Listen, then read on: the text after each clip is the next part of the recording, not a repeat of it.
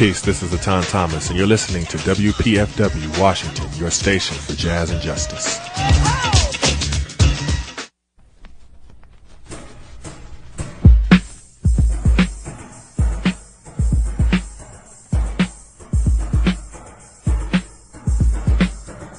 June 28th marks the anniversary of riots that broke out in the area of 53 Christopher Street in New York City's Greenwich Village between a group of gay men, trans patrons, drag queens, and the New York City Police Department.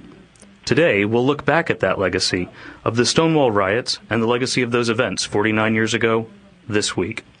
I'm joined today by a terrific group of community members. On the phone, we have Tom Garguilo, author of the book The Stonewall Revival, Tales of 53 Christopher Street and Other Theatrical Adventures, a story inspired by those early years of Stonewall's resurrection. The story is told from the perspective of Jim Paisano's lover, Tom, who never previously strayed from the straight and narrow. Like any good revival, the story mixes hyper-theatrical characters with real and imagined encounters with Broadway notables. Thank you for taking the time to join us today, Tom. Thank you. Also on the phone, we're joined by Will Kohler. Will is the manager, owner, and writer of the Back to Stonewall blog. Back to Stonewall explores various aspects of gay history, but specifically looks at periods of our shared cultural history that are in danger of being forgotten. Thank you for joining us, Will. Thank you for having me. Absolutely. Last but not least, we're joined by Vincent E. Slatt. Vincent is a member of the board of directors at the Rainbow History Project, where he volunteers as director of archiving and works with local activists to collect, preserve, and promote the history of sexual minorities in the greater Washington, D.C. area. Thanks for joining us today, Vincent. Appreciate it. Thank you. A note to all of our listeners, today's show has been pre-recorded, so please do not try to call in. Part 1, A History of Stonewall. It's no secret that it can be really hard to keep up with everything that is going on when we only speak to our listeners once a week. Today's show looks back to nearly a half-century before. It was a time when homosexuality, trans persons, and those of non-conforming genders were misunderstood and shunned by most of society. Well, I want to start today with you, because I know that you've done a lot of work on the collective history of the gay community, and kind of set the stage for our listeners today. So why don't you paint a picture for everyone of what happened the week of June 28th, 1969? Well, it was a totally different world then. People need to actually bear this in mind when they look back at our history. I mean, 69, it was the height of the Vietnam War. The draft just started. It was police were never loved and welcomed at that time to start out with. And in New York City, many of the young men who avoided the draft or ran away came here first before going to Canada. So it was a really bohemian setting down in the village. It is nothing like it is today. It was all basically 4-story walk-ups, bathtub in the kitchen. You know, it's nothing that really need to bear in mind that it was a very totally poor different area of New York City at the time, right? I'm sorry? It was a very poor or economically depressed portion of the city at the time, right? It was very artsy. Yeah. It's where many of the actors lived, writers. So it was its own, like, different world in itself. There had been a lot of tension to start out with the police and the gay community. There always had been. And in that time, as you said before, gays, lesbians, transgender, cross-dressers, drag queens were not treated well. That was still in a time period where they could send you to a psychiatric hospital for being a homosexual. You could be arrested for anything. You were a lot of trumped-up charges. Mm-hmm. And then there's always that story that Stonewall started because it was the week Judy Garland died, and I'd like to put that to rest right now. That had absolutely no bearing on the Stonewall riots. But it was a different time, and it was much grittier, dirtier. The Stonewalling was not a pretty place. It was run by the mafia. It was dirty. It was filthy. But it was a safe place. at that time. I mean, everyone knew it was going to be raided every once in a while because the cops, were paid off by the Stonewall, which was run by members of the Genovese family, the mafia family. So everyone knew what they were getting into when they went to the Stonewall Inn. And one of the reasons it was so popular is because it was one of the few gay bars in the city that actually had dancing. Right. Yeah, it had a dance. Right. So it was really popular, but it was popular across a spectrum of people. I mean, it wasn't just young kids, which we've been led to believe. I mean, there were a lot of people in their 30s, 40s, 50s in there. Right. It was just sanctuary. From one of the things I read, I mean, there were even Wall Street businessmen who attended Stonewall. Yes, and that's actually written in one of the history books that the people behind Stonewall would blackmail the Wall Street businessmen to get money out of them so that they wouldn't expose them that they were gay. Right. I want to pivot a little bit to keep painting this picture. I recently read one of your blogs, Will, about some of the high teas that occurred at places like Fire Island, and follow that narrative. I mean, so today, Fire Island is still a very popular destination for a lot of, particularly the gay community. But we still see that legacy from back during the same period of time. So if you want to elaborate a little there. Yeah, actually, the tea dances, they were actually more popular in the 70s and 80s after the Stonewall riot because liberation was beginning. But that being said, it still took a little while. It wasn't like this January 1st, 1970, that everything was fine. I mean, things still had to be closet. I mean, there were still raids that went on after the Stonewall riot. One of the most famous ones is the Snake Pit raid, which was a bar on 10th Street, which only happened like 8 months, I think, after the Stonewall riot. So the riots, so the raids kept continuing. It was only after time, when we became more powerful and more visible, that things actually changed.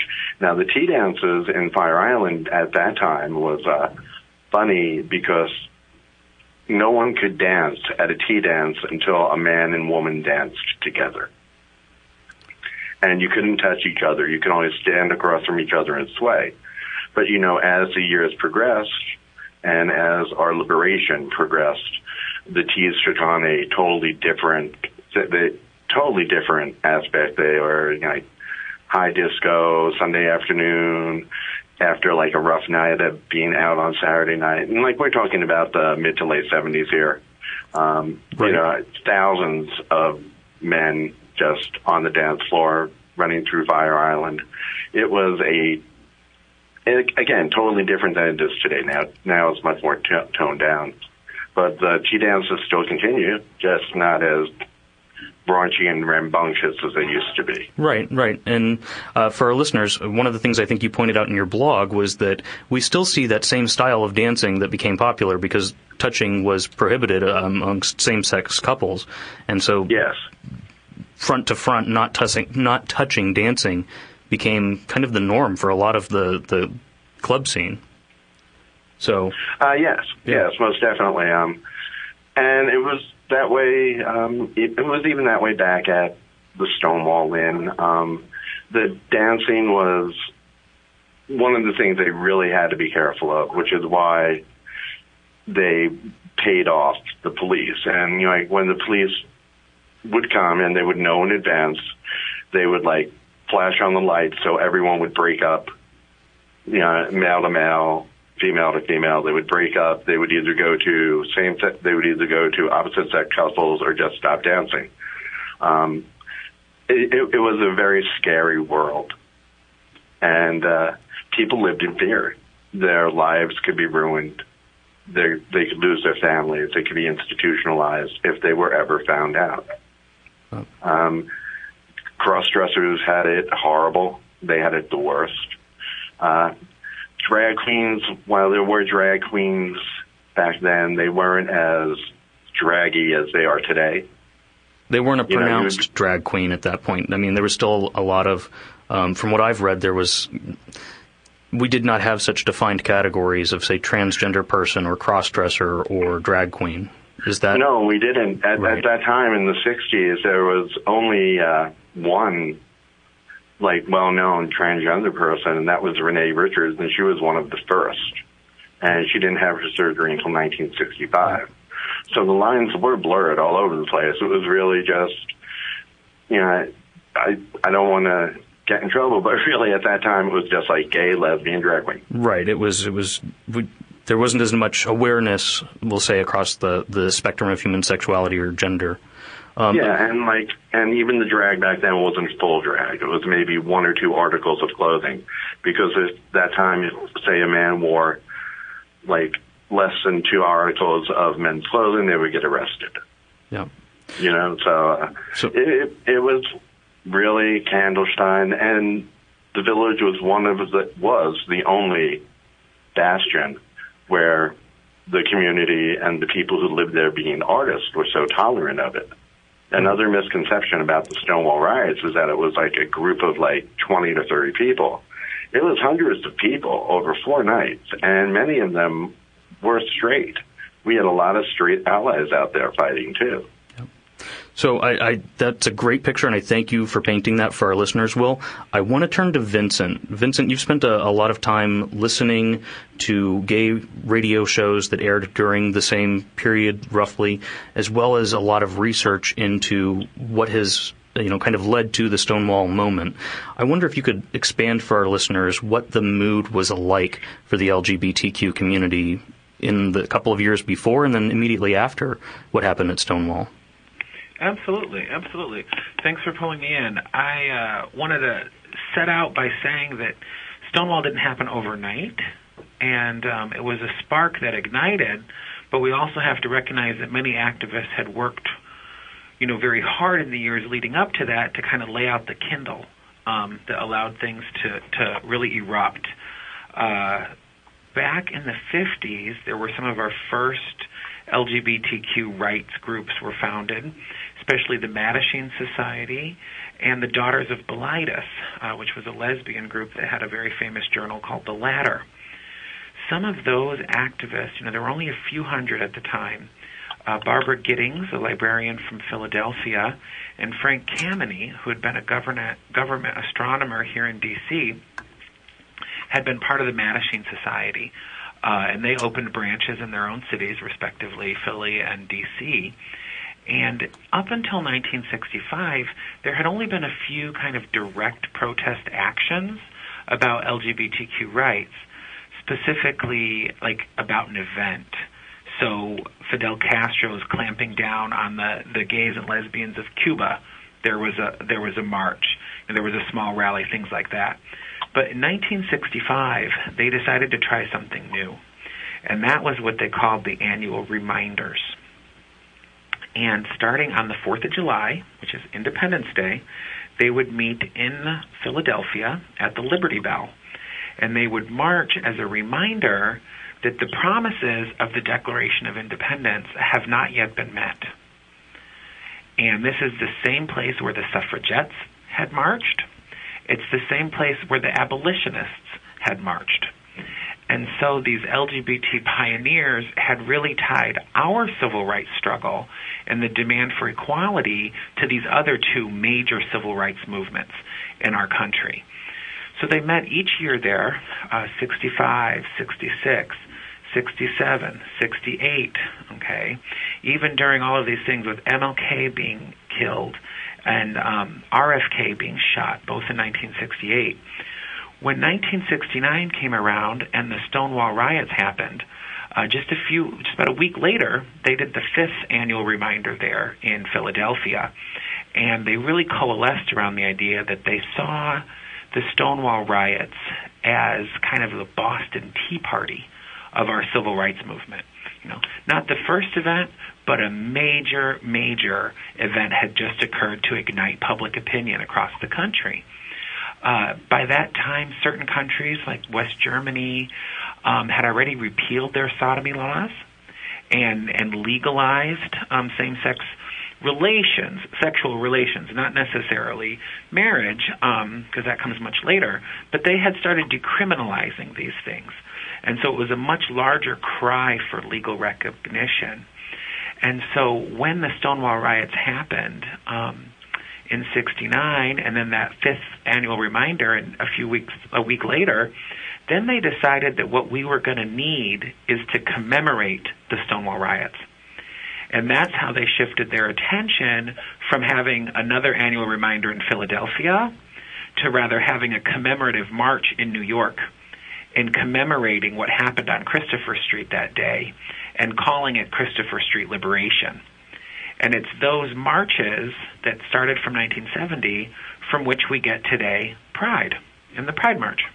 Right, and I think that's a lot of that's something that gets lost on a lot of particularly younger members of the community and the public, is that we march in June, we have Pride Month in June because of what happened in 1969 in Stonewall.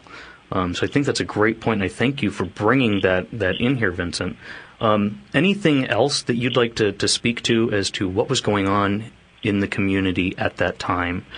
Well, I think that this is especially relevant for our listeners today because we're seeing some of the conflicts that arise with No Justice, No Pride or Reclaim Pride up in New York, is the fact that there's always been a pretty large disagreement within our community about the best path forward. There are some aspects of our community who think that working with businesses and the legislative cycle, going to the courts, those kinds of methods are the best approach. And there are other people who think that shouting and rioting and protesting is the best approach, making our demands heard. A lot of people fall in the middle and think we need both approaches. That was definitely what they were thinking about in '69 with the Stonewall riots, and it's definitely what we're still talking about today. Yes, it certainly is. Tom, I want to pivot to you a little bit so you can touch on some of the later history of what happened specifically to the Stonewall bar. It's gone through several different names. But Stonewall Revival, your book, creatively explores a period in the history of the Stonewall Inn during which it struggled to survive. Your first partner, Jim Paisano, owned and operated what we now know as the Stonewall Historic Site on Christopher Street. How do you think we as the community are remembering what happened that evening? And do you think that this moment in LGBTQ history is remembered sufficiently? Well, first I want to say thank you for having me on the broadcast today, and I'm very grateful any time I have a chance to talk about how Stonewall came back into being and how my first partner, Jimmy Paisano, I call him the forgotten footnote in the history of that place because I think what he did benefits us all, and that he deserves some degree of recognition. I think probably like your other guests today that all of us would like people to know more and more about Stonewall and to a much greater degree than most people do. I can tell you from when I was there in the 1990s, even people who physically came into the bar knew very little about the history of the place.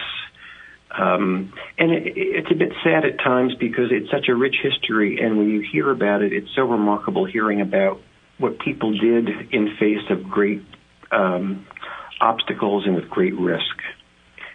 I do think, annually you see in June all of the media, mainstream media, writing stories about Pride, and there's the inevitable stories about Stonewall. And I think to a large extent people get the sort of headline message about the original events from that, and that they have a general understanding of an uprising in '69. It's not a very deep or thorough understanding, but very few people know and appreciate that after the riots, basically that place did not exist for more or less 2 decades. And then Jimmy tried to bring it back. Few people realized, too, right, that when Jimmy Paisano reopened the place in 1990, that there wasn't a great deal of reverence for Stonewall even then. I can tell you, over the 5 years that I was there, he passed away in '94, and I ended up helping to keep it open for the following year to get us through the 25th anniversary. That a lot of folks really didn't seem to care whether it existed or not.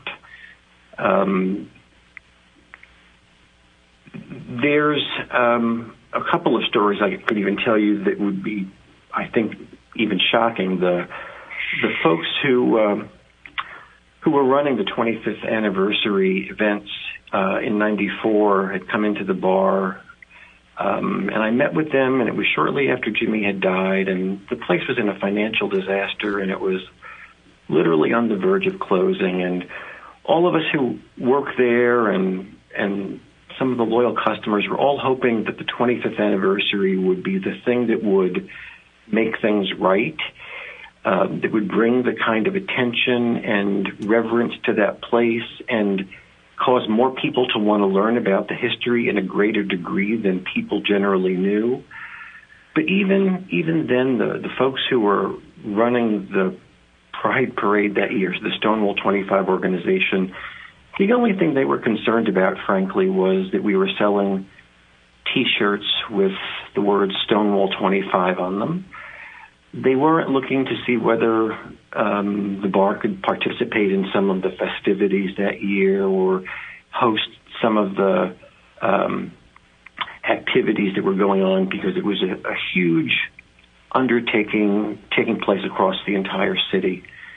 And in fact, when the gentleman representing the group told me that if we didn't stop selling those T-shirts, that they were going to sue us and boycott the bar, I kind of realized that Stonewall is not always treated with the degree of respect that it deserves in the community, and that oftentimes it becomes a symbol that is sometimes conveniently used on occasion for whatever purposes some person or group might have. So I'm just very happy to hear today, through your other guests and the very fact that you're doing this broadcast, the increased interest in finding out about the history of that place, both the original events, certainly, because that's the foundation of which everything else comes, and also the extent to which I can draw attention to the fact of what my partner did. It gives me great pleasure, because I think the fact that there's a physical place now helps our community enormously. I think that the fact that there's a physical place that when we want to celebrate a victory like marriage equality, that there's a physical touchstone to go to and that the media can capture it at. Mm-hmm. I think when we want to go to mourn, for example, the Pulse massacre, or when we need to protest, that there is this living symbol in existence, because unfortunately, for better or worse, large parts of the population may or may not be interested in learning as much about it as I think those of us here talking today would hope. No, and I can certainly attest to that. My personal connection to Stonewall started about 2 years ago when I had the opportunity to go see a benefit drag show featuring Cate Blanchett, and to see Cate getting into drag in Stonewall for a gun violence prevention organization to help raise money for that organization was truly moving for me personally, because here is this space that is so important to what has happened in the fight for LGBTQ rights, and here is a straight ally who is willing to put on drag and perform in that same space that in the late 60s was a safe space for our community, because there was nowhere else, as Will pointed out earlier in the show. It was just very powerful for me. And it really cemented that Stonewall is a symbol, as you just pointed out, Tom, but it's also a living symbol, and we're still making history with that symbol. We're still, figuring out how we as a community are navigating some of these times, some of the modern issues that we're facing. I think that I was in D.C. when the Supreme Court released its opinion on marriage equality, and for a brief time, the White House was that safe place. It was lit up, as everyone remembers, in rainbow colors, and for that moment, for that evening, even the White House became that symbol, similar to Stonewall. Now, say what you will about current administrations, we've probably lost some of that. But spaces such as Stonewall, or the new Pulse nightclub memorial that they're constructing, or even some of the spaces in New Orleans that are being used to commemorate some of the victims of that tragic nightclub burning, those are things that we need to remember, in my opinion, and we don't need to forget them. But I remember... I agree wholeheartedly. It makes, to a certain extent, it makes it more tangible and more real when there's a physical structure, memorial, place. One of the complicating things about Stonewall, both in the 90s when Jimmy opened it and while I was there with him, and even today for the folks who are running it today, and I wish them all the luck in the world, because I know it's a commercial business, right, which adds another layer of complexity, because in addition to being this remarkable historic site that bestows upon you certain obligations in order to treat it correctly and represent that symbol every day to every person who comes in, there's still the rent to be paid at the end of every month. And I can't imagine what those folks are paying on the rent in there now, because I know what we were paying in the 90s, and it doesn't make it easy to do all the jobs that you need to do to keep that symbol alive and the flame burning. I think that's a really great point, because it gets lost on us sometime. We're talking about a national event, something that sparked and resonated across the whole country, across the world. The police brutality and the raids on gay bars that were happening were not just in New York. They were everywhere. And so this one place became a symbol of a greater problem within our country and for our community. But at the same time, like he said, the rent's got to get paid. It's a business. The staff need to earn a living wage. And so having the names, like in the book, which I think is great, everyone should read it, points out the unique micro history. These are actual people, living their lives, doing what they can, and that's what had happened there at the Stonewall. That's a great point, Vincent. Another monument that I want to point out from reading some of your work is that there are, and I'm probably going to get the pronunciation wrong, so please correct me, but the Mattachine Steps out in Los Angeles are another moment in gay history, a physical moment that needs to be preserved. And some of these things are not protected by federal law, as Stonewall now is. So we do need to be very cognizant of a lot of these things. I wanted to pivot back to Will for a second. Will, did you have anything to add to our discussion of particularly the history and how we're remembering Stonewall? Well, we sort of have a problem. When these events were happening, they weren't very well recorded.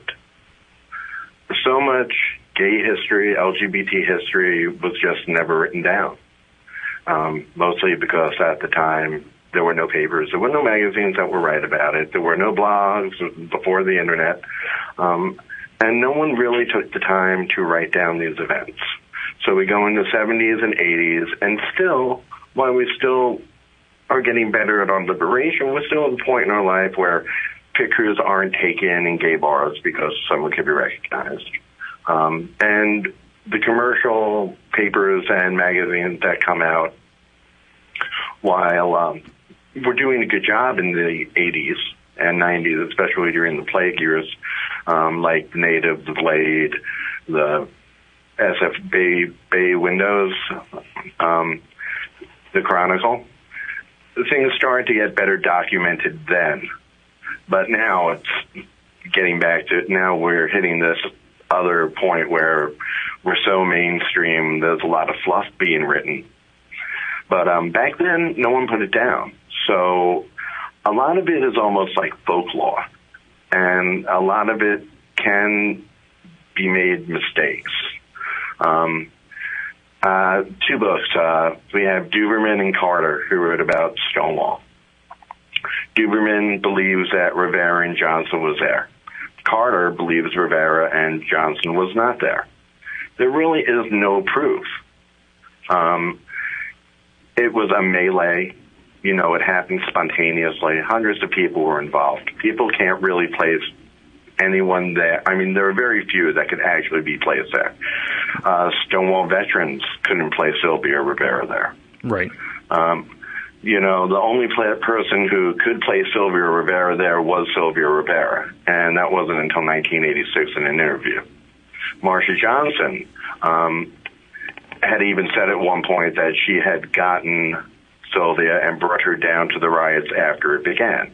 Now, that being said, they still participated in 3 to 4 days of riots, and they were both great activists in their own right. I actually knew both of them. My uncle Bob Kohler was involved in Stonewall and Stonewall vets afterwards. I mean, I actually knew both Sylvia and Marsha, and they were people. And you know, we don't look at these people in the past as people anymore. They're icons. They were human beings.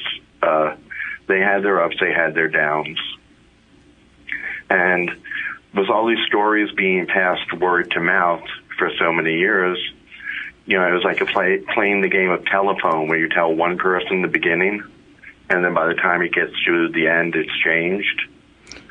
So we have an issue with a lot of our history in that, like a facet of recording. Right. Well, I think that, you know, what you're pointing out is just that a lot of it wasn't written, and so as a result, we have what could be a very rich oral history as a community, but figuring out where that history fits, who was actually there, does become a little bit complicated, and we just have to be accepting of the fact that in this moment in our history as a community, it is kind of squishy, and we have to go forward knowing that, and that's why interviews like this, and particularly this radio show, are so important, because they do document feelings of the time. What is going on? What is our opinion of this story that we've heard?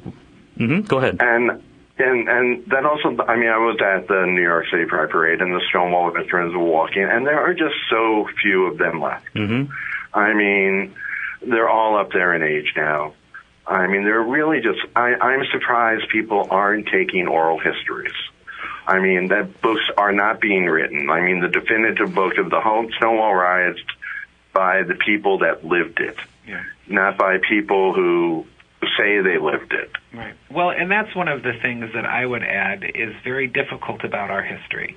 You know, until the early 70s, like someone said earlier, you know, homosexuality was still considered a mental illness. It was still grounds to be kicked out of your employment. It still is in 28 states. The federal government wouldn't hire people. Don't ask, don't tell. So we had a lot of other forces keeping us from documenting, and especially with the plague in the 80s and into the 90s, so much of our community focused itself on caring, self-care, the role of lesbians caring for gay men dying, the role of the gay men throwing themselves into the medical trials and doing everything they can to help us get a cure or at least a vaccine or at least some meds. You know, we were extremely, extremely active as a community. There are people, there have been large oral history groups. My group here in D.C., we constantly are collecting oral histories. We're working with activists who have paperwork, flyers, you know, palm cards, anything from the time periods that we're getting them to donate so that we can save our history. And I would encourage anyone who's listening, any of our readers, to go through your stuff. You might not think it's important, but don't throw it out. Too many of our lives and our stories have been thrown away by straight people who don't want it collected. It's important that we not throw our own selves in the dustbins. Actually, that's how my story starts in the sense that 2 years ago I was just opening a box in the closet of our home, and I came across more than 100 photographs from when Jimmy opened the bar again. Yeah. And I'd been saving them and just carrying them with me anytime we moved from one house to the next. Absolutely. And I realized I needed to share them. And at first I was looking for an archive, an institution to donate them to, who would, protect, preserve, and make people aware of them as part of this long history. But I didn't find any one particular one that felt just right. And there's lots of different groups that do wonderful work, and that's why I ended up setting up my own website and just putting them out there so that they would be documented, because it is very sad that there's so much of our history that's lost, misremembered. Just this morning I was reading on Facebook, a very big celebrity is trying to help out, and I won't say who it is, but you can go find out yourself, explaining Stonewall. And in the middle of this 3-minute little video, which is for the most part accurate and really a well-done educational piece, it says that the riots lasted 2 days. And as Will just mentioned a few moments ago, that's not true. Right.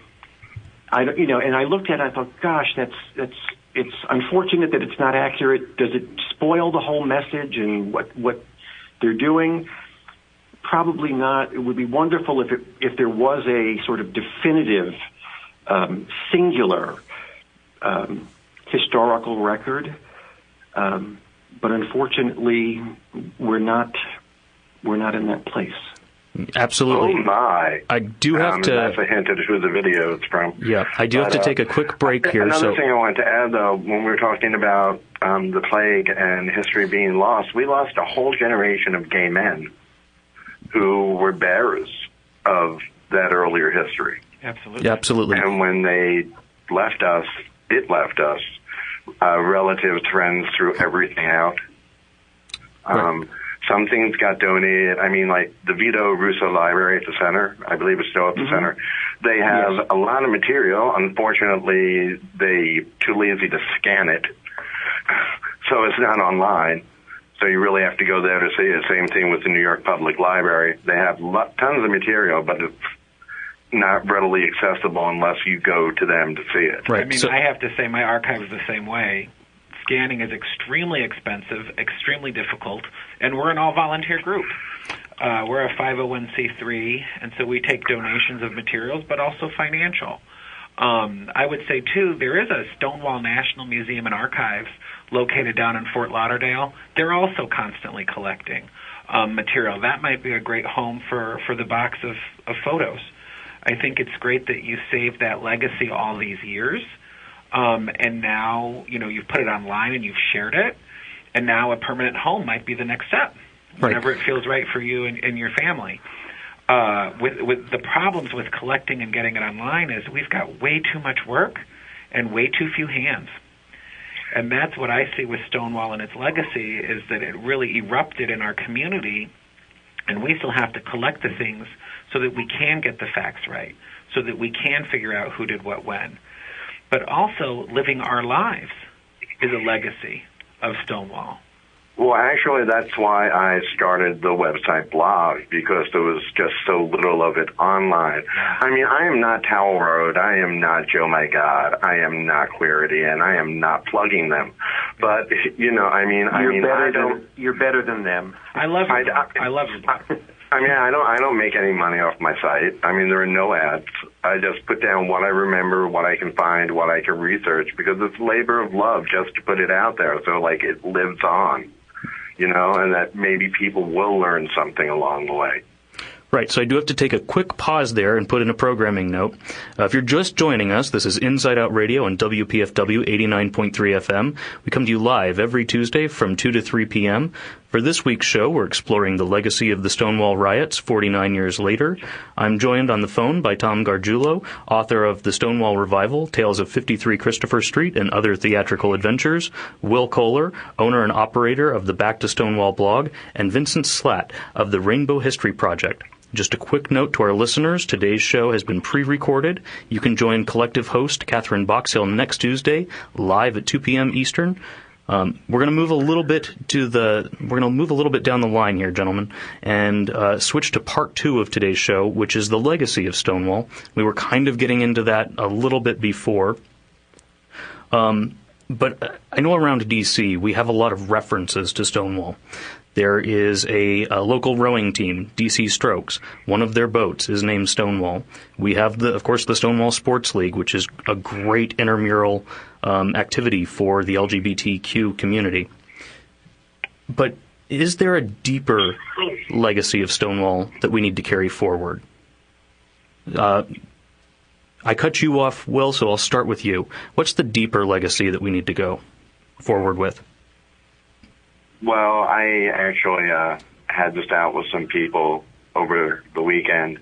I went to D.C. for New York City Pride, and I've been following the Reclaim Pride people and Heritage of Pride, both of which, in my opinion, missed the mark totally. Because I sat there all weekend watching these things go by, and not once did I hear a call for federal LGBT civil rights. That is what Stonewall started about, our rights and being respected. And all I heard was cries about wristbands and getting into all these social issues, and they both just totally lost sight of what this is about. Unless you live in New York, D.C., or L.A., and you live in middle America, you don't have rights. Our community has just, missed the mark now. Just so far off. It's all about me and not about us anymore. And that's what the legacy of Stonewall was. It's about us, all of us, and all of us being treated the same as every other human being and being respected. And that's the legacy I'd like to see forward. And I wish these self-centered queens, and I really can't say it any other way, would actually begin to look at that. So for our listeners who may not be aware, what is the Reclaim Pride movement? What is their central message? They believe that Pride has become too corporate, but they also have a whole subset of other little issues going down it, like everyone should be able to march, no police at Pride. They got 100 little self-agendas in there. And it's really not any better than Heritage or Pride at this point, because they've just lost sight of what it's all about. Isn't it? I'm sorry to. No, go ahead. Isn't it remarkable that because of what all of these people did before us, and whose shoulders that we stand on, all of these folks in these groups can demand 1,000 different things. It's that they are enjoying the privilege of what was built for them that many of them don't even realize or necessarily appreciate, that allows all of them to go off into many different directions that aren't as unified or as single-minded or as focused on sort of the original objective as perhaps we might like. Their freedom has undone them. I understand completely what you guys are saying, and I agree with large portions of it, especially because it can look like we're eating our own, so to speak. I know Ben Franklin had said, if we don't all hang together, the king will surely hang us apart. And it can be really hard for us when we don't have unity within our community. I do want to point out, though, as well, that just like at Stonewall, it's some of the most marginalized people trying to raise their voices about being left out. And so I think it's an important reminder that we really have to listen to all people, but that, it's those who are celebrating the good times. We also have to remember that there's a lot of us that are still left out. So some of the dramas around the repeal of Obamacare and the lack of health care for members of our community, especially those who are in working class jobs and people who are trying to transition, people with AIDS, it's still a major access issue for medications. And those of us who are well-employed, well-salaried, and are enjoying our festivals need to also bring those other people along with us. That's a very valid point, Vincent. Thank you. I sit back. I'm a librarian, so I get to sit back and just kind of observe. And I think it's good for us that people are doing it. I think that's part of the legacy of Stonewall, is that there's multiple demands that have to be made. The Stonewall people were very, very aware of the draft, the protests against LBJ, the protests, related to the assassination of MLK. And I think they definitely showed that using your voice, making your demands heard, is the best way to go about it.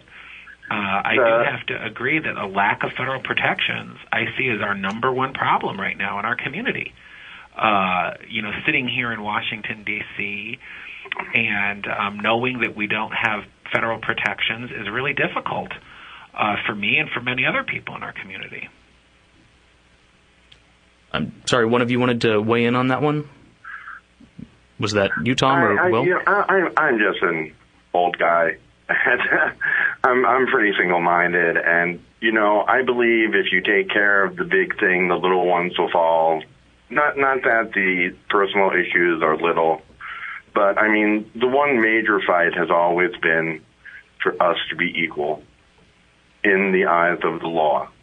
And if we get that done, which will take care of housing protections, it'll take care of public accommodations, it'll take care of employment discrimination, a lot of things will solve themselves after that. But we're so splintered now. Back when, like we said when we said in the beginning, the lines were blurred when it came to the different variety of people who were there. And we all work together. Now it's like every group for themselves. Gay men get demonized, transgenders get demonized, bisexual people say they're a race, queer people of color feel marginalized. And we just need to all work together, and all these things will begin to work themselves out by themselves instead of saying, hey, I have to work on your issue first. Yours is the only issue I believe in. Yours is the only one we should do, and we hate everyone else because they want theirs done too. Right, and that's what's happening. And I do see the splintering as well. After the Pulse shooting, I actually worked for the Disarm Hate rally here in D.C., and yes, there were a lot of different interests pulling the rally in a lot of different ways. But at the end of the day, we do have to remember that we are one community, and those of us who are in positions of privilege need to remember that there are those who still need to be lifted up.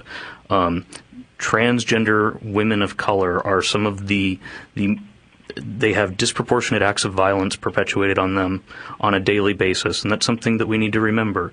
As Vincent pointed out, there's still a lot of trouble with access to health care for members of our community.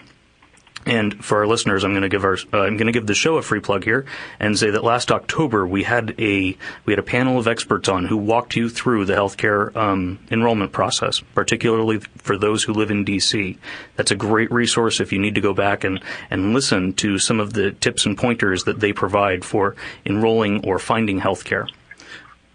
We just have a little bit under 7 minutes left, so I want to take a couple of minutes to look back, and we've kind of danced around this issue a little bit, but what advice can you as our panel provide to our listeners to help remember LGBTQ moments in history? Certainly in the modern era, things are documented on social media, but what about those periods before the invention of the Internet? And Vincent, I want to go ahead and start with you on this question if I can. Well, we in the Rainbow History Project, we're constantly using kind of an omnimedia approach.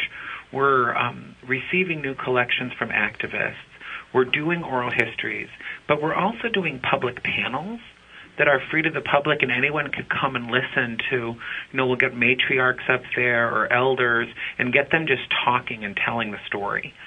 We'd recently done one on women leadership, lesbian activists, and DC AIDS crisis.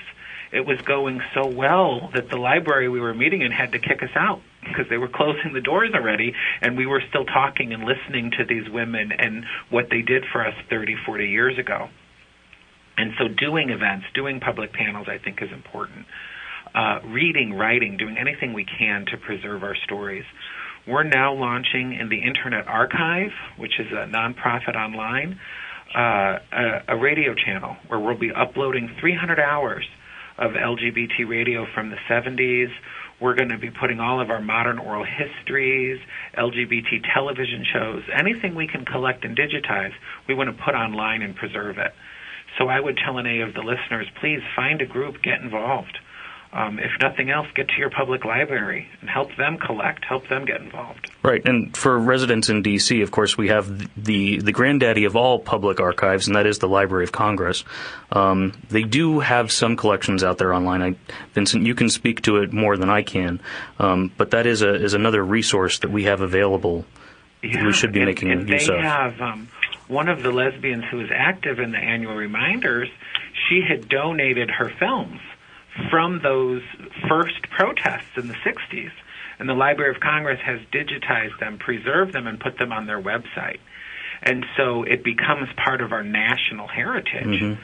I think a major collection just got picked up by the Smithsonian from an activist from Philadelphia who now his papers are in the Smithsonian. Wow. Which makes it national property, national patrimony. Okay, Tom, I want to ask the same question to you. You went and discovered this huge trove of our history in your storage facility. What advice do you have for our listeners for how to commemorate and memorialize our collective history?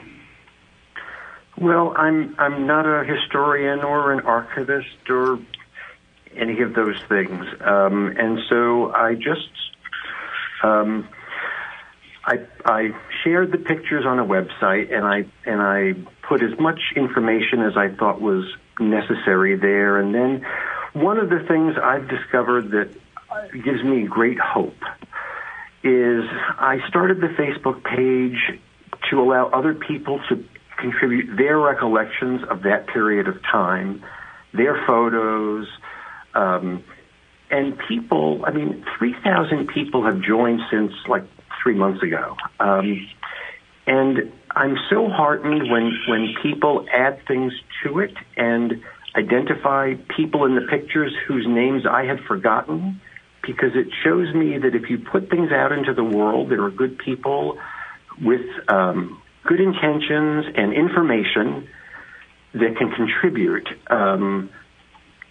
to your story, and then it just can grow bigger and bigger from there. So my, recommendation is be passionate. Put your story out in the world and let other people add to it. And sometimes it's not perfect, and sometimes it's not exactly correct, and I've gone through moments of being frustrated with that, but at the end of the day, it's more, and it's greater than was before.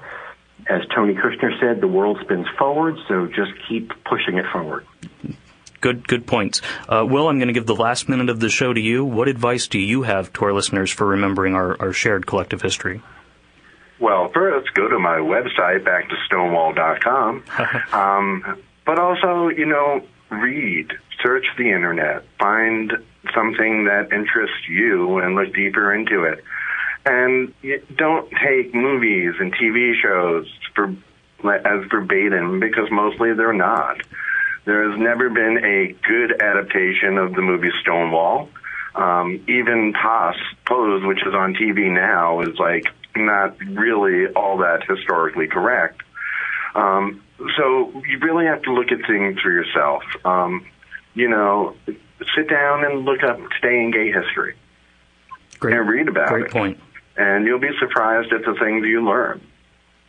Okay, so that's really about all the time we have for today's show. I do thank you for joining me. If you're interested in the works of our guests on the Stonewall riots, the history of the iconic neighborhood bar, or other moments from LGBTQ history, please check out our Facebook page for additional information from Tom Garguilo, Will Kohler, and Vincent Slatt. We'll post a recording of this show on our Facebook page at facebook.com/Inside Out LGBT Radio. As a reminder, if you're a resident of the state of Maryland, today is primary election day, so please make sure you head to the polls before 7 p.m. Thanks for joining us. Inside Out Collective Radio host Catherine Boxhill will be back next Tuesday from 2 to 3 p.m. Enjoy the rest of your day.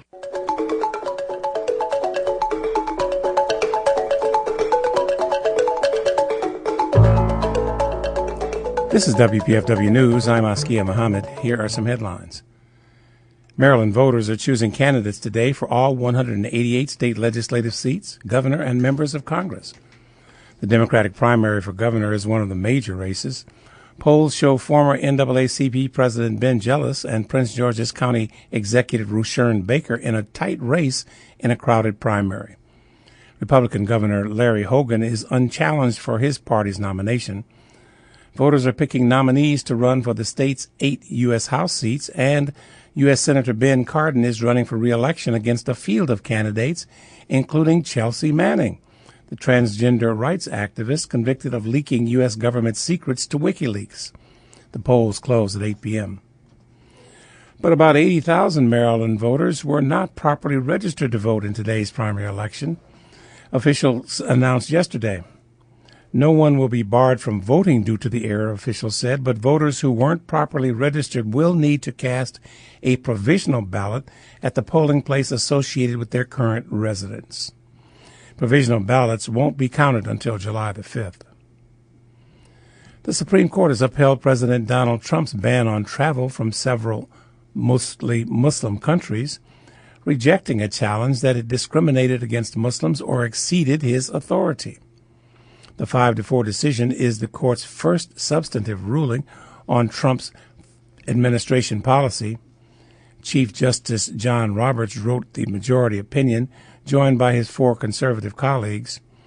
Roberts wrote that presidents have substantial power to regulate immigration.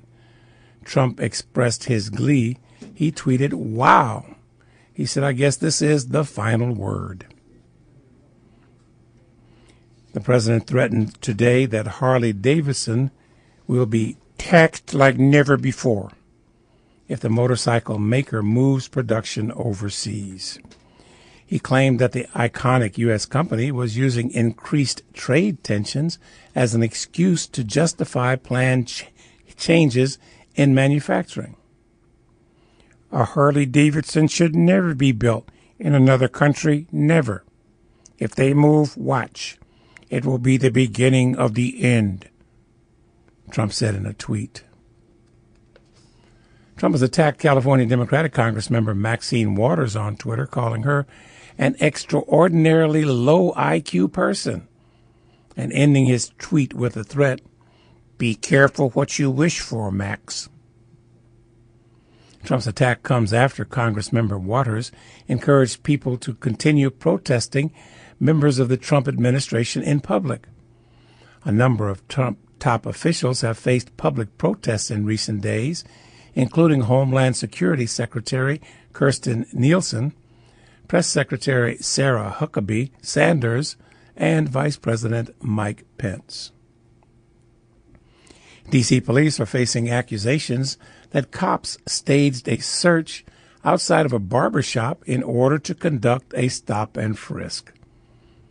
The incident occurred on video outside Nook's Barbershop in the 5200 block of Sheriff Road Northeast. Officers searched a man who had just walked up and who locals said they didn't know, and they found a gun. A BB gun, police now say. The bystanders, who do not want to be identified, said they couldn't believe how casual police were. "I think it was a setup," one bystander told ABC7. "I think he was sent right here just so they could get probable cause to search and frisk us. The stranger was allowed to walk away, while police then insisted on searching everybody else standing or sitting in front of the barbershop.